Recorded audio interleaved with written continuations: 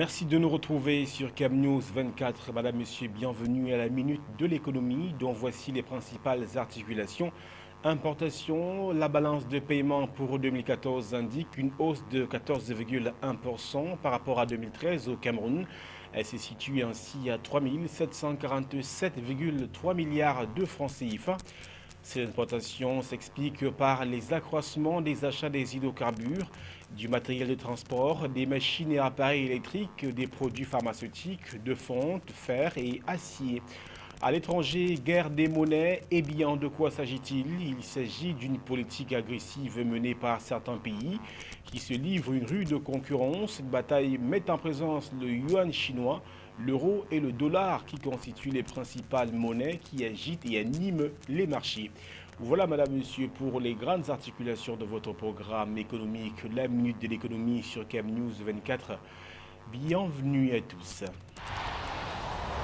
L'actualité économique d'ici et d'ailleurs, madame, monsieur, une fois de plus, bienvenue à tous. Importations, la balance de paiement pour 2014 indique que les importations ont augmenté de 14,1% par rapport à 2013 au Cameroun. Elles se chiffrent et se situent, si l'on veut, ainsi à 3 747,3 milliards de francs CFA.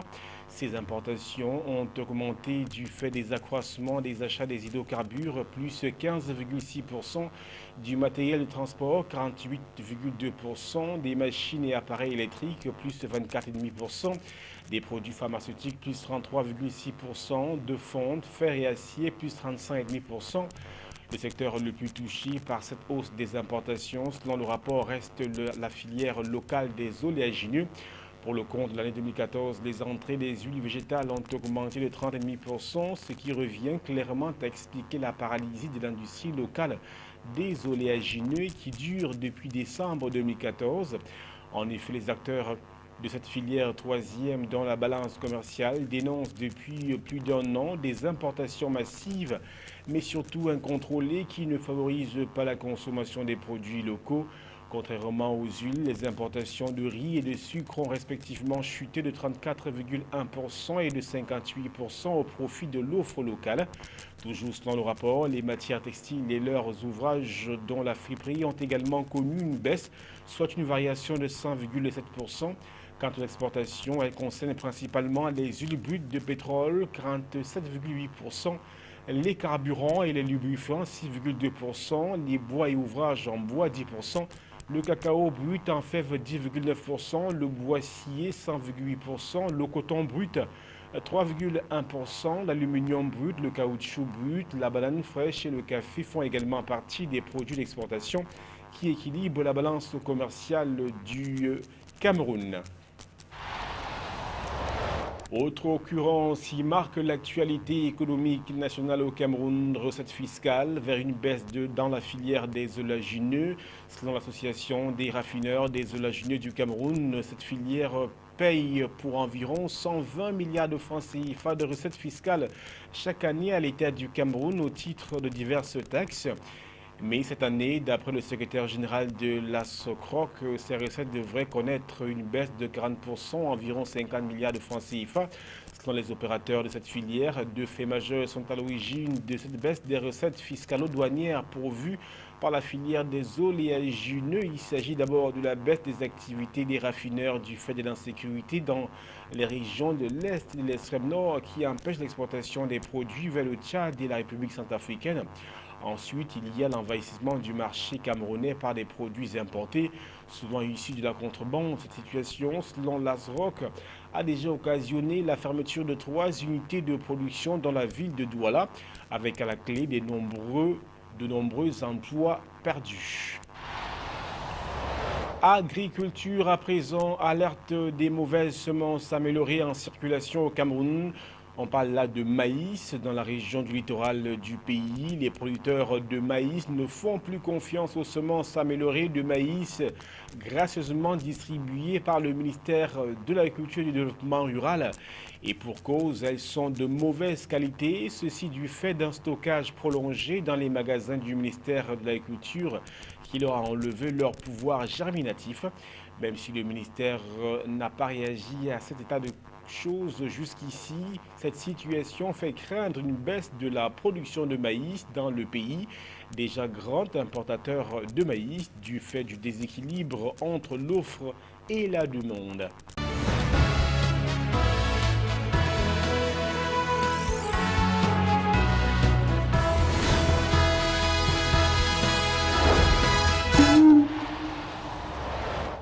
L'actualité économique au-delà des frontières camerounaises, guerre des monnaies, eh bien, de quoi s'agit-il? Il s'agit d'une politique agressive menée par certains pays qui se livrent une rude concurrence. Cette bataille met en exergue le yuan chinois, l'euro et le dollar qui constituent les principales monnaies qui agitent et animent les marchés. Eh bien, ces monnaies sont en compétition. La guerre des monnaies est le nom pour une politique agressive qui oppose plusieurs puissances économiques. Dans cette confrontation, des pays ou zones économiques tentent de garder le taux de change de leur monnaie le plus bas possible. Un taux bas favorise les exportations. Un pays peut plus facilement placer ses voitures, téléphones ou textiles sur les marchés mondiaux, au détriment de ses concurrents. En contrepartie, il renchérit les importations, ce qui peut protéger par exemple les agriculteurs d'une concurrence internationale trop féroce. Actuellement, ce sont surtout le dollar américain, le yuan chinois et l'euro qui sont en compétition. Autour de ce triangle de grandes monnaies gravitent le yen japonais, le réal brésilien, la livre britannique et le franc suisse en Europe. Mais les monnaies ne peuvent pas toutes reculer en même temps, et une monnaie trop faible contient également des risques. La Chine, par exemple, pourrait être confrontée à une surchauffe économique et à la naissance de grandes bulles spéculatives. Les États-Unis, qui consomment beaucoup de produits importés, pourraient se voir confrontés pour leur part à une forte inflation. En Europe, une trop forte baisse de l'euro menacerait fortement les États très endettés qui risqueraient même de faire exploser la monnaie commune. Mais comme dans toutes les guerres, il y a des alliances. La Chine, qui détient beaucoup de réserves de change libellées en dollars, n'a aucun intérêt à provoquer une forte chute du billet vert. Les économistes craignent alors que l'euro soit le grand perdant de cette guerre des monnaies. Bataille économique mise en place de l'Union économique euro-asiatique, mise sur pied par le président russe. Eh bien, cet ensemble qui a pour objectif de concurrencer l'Union européenne, la Chine et les États-Unis, bien évidemment, est quelque chose de très fort et constitue justement une menace pour ces puissances évoquées. Il s'agit bien évidemment de la Russie, de la Biélorussie, Biélorussie et bien sûr du Kazakhstan. Et c'est dans ces pays qui constituent la plateforme mise sur pied pour concurrencer ces pays qui sont les États-Unis et bien sûr la Chine. L'Union économique euro-asiatique, c'est le vaste espace que le président russe Vladimir Poutine rêve de voir concurrencer les États-Unis, l'Union européenne et la Chine. L'Ukraine a refusé d'y entrer et d'autres anciennes républiques soviétiques craignent de se retrouver dans la sphère d'influence russe en disant oui à cette union. Officiellement pourtant, cette union, Russie, Kazakhstan, Bélarus, n'a rien de politique. Cette union est économique et ne touche pas aux questions d'indépendance, de souveraineté politique des États qui prennent part à ce processus d'intégration. Le président russe a, lui, insisté plutôt sur les bénéfices que chaque État va retirer de cette union. Le bénéfice mutuel de ce processus d'intégration est en train de se démontrer par lui-même. La coopération économique de la Russie, du Bélarus et du Kazakhstan progresse. La structure commerciale se développe, la proportion de biens de haute technologie augmente et l'avantage compétitif de nos pays devient plus important dans l'économie mondiale. On pourrait, à première vue, juste en comparant les productions annuelles de richesse de l'Union eurasiatique et de l'Union européenne, conclure à une compétition entre David et Goliath. C'est oublier que la Russie et le Kazakhstan concentrent d'importantes richesses dans le domaine de l'énergie, 20% des réserves mondiales de gaz naturel et 15% des réserves pétrolières. Enfin, l'Arménie et le Kirghizstan, deux ex-républiques soviétiques, sont très proches de l'Union. Les trois signataires de l'Union eurasiatique étaient déjà liés par un accord douanier datant de 2010. Dans cette nouvelle union, explique le communiqué du Kremlin, les trois États garantissent la libre circulation des produits, services, capitaux et travailleurs et la mise en œuvre d'une politique concertée dans les domaines clés de l'économie, énergie, industrie, agriculture et transport. On attend de voir comment va se matérialiser cette politique concertée. En tout cas, Vladimir Poutine a d'ores et déjà démenti toute volonté de rebâtir un nouvel empire soviétique. Vous l'aurez rectifié avec ce reportage, Russie, Bélarus et Kazakhstan constituent bien évidemment cet ensemble mis sur pied. Avant de clore ce programme économique, place au chiffre du jour.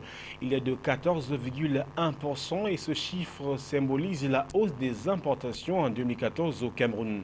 Le rappel de la titraille de ce programme avant de prendre congé de vous, importation, la balance de paiement pour 2014 indique une hausse de 14,1% par rapport à 2013. Elle se chiffre ainsi à 3 747,3 milliards de francs CFA. Ces importations s'expliquent par les accroissements des achats des hydrocarbures, du matériel de transport, des machines et appareils électriques, des produits pharmaceutiques, de fonte, fer et acier. À l'étranger, guerre des monnaies, de quoi s'agit-il? Nous avons vu dans ce programme qu'il s'agit d'une politique agressive menée par certains pays qui se livrent une concurrence rude, une bataille qui met en présence le yuan chinois, l'euro et le dollar qui constituent les principales monnaies qui agitent et animent les marchés. Voilà, madame, monsieur, c'est la fin de votre programme économique sur CAMnews 24, la minute de l'économie. Merci à toutes les équipes réunies autour de Yves Anselme Tadufo. Nos programmes se poursuivent.